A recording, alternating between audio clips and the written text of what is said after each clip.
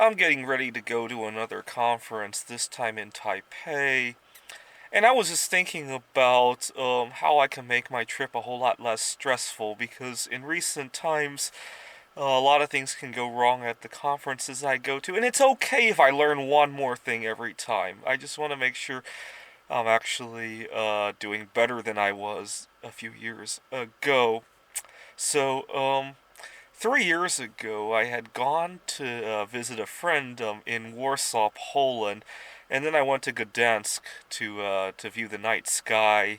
Gdansk is relatively dark too, and I especially like it when I view the night sky setting across the Gdansk Bay. And I gave myself a lot of stress that trip because I was trying to time when I would exchange my currency from US dollars to Polish zloty. So in Poland, they have these shops. I believe most places around the world have a lot more currency exchange shops than here in the U.S. And then there would be this list of currencies, and there would be a buy and a sell rate. So in Poland, most of the shops don't charge an upfront commission per exchange. They charge it based on the spread, and the spread is usually pretty good, actually. Not far from what you might see on what do they call that? The London Exchange or something like that. There's usually a 1% spread. At the counter, there might be a 1.5% spread or something like that. But I was trying to time when I would change the currency. In Poland, credit card use is not nearly as reliable.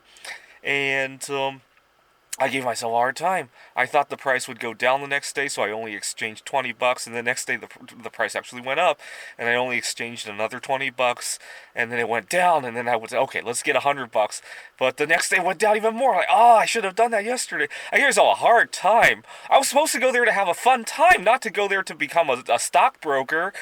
But that's what happens when I don't go with a plan. So my conference is in Taipei. And I thought to myself, okay, I asked myself, Andrew, how much do you plan to change during the trip? And I tallied up the different things, and I thought about 1,000 US dollars. And okay, well, how much does the Taiwanese dollar fluctuate in the space of a week or two?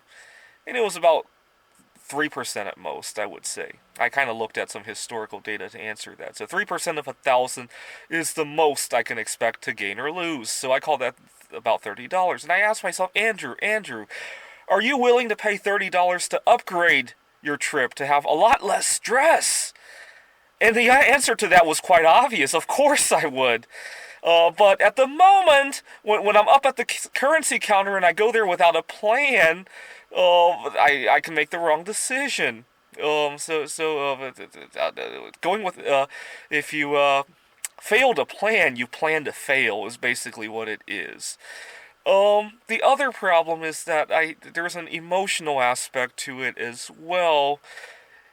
You see, I sometimes like to show off a little bit, especially if I'm going to Poland and I'm going to the currency exchange counter and I want to show off that, oh my god, I know more about currency than you do. And in Taiwan, I probably am not as motivated to do that. Taiwan is full of smart people, and so I'm just going to make a fool of myself if I do that and I'm completely wrong.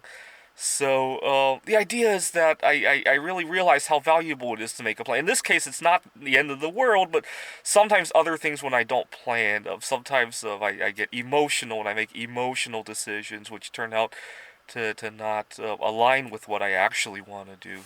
Thanks for watching.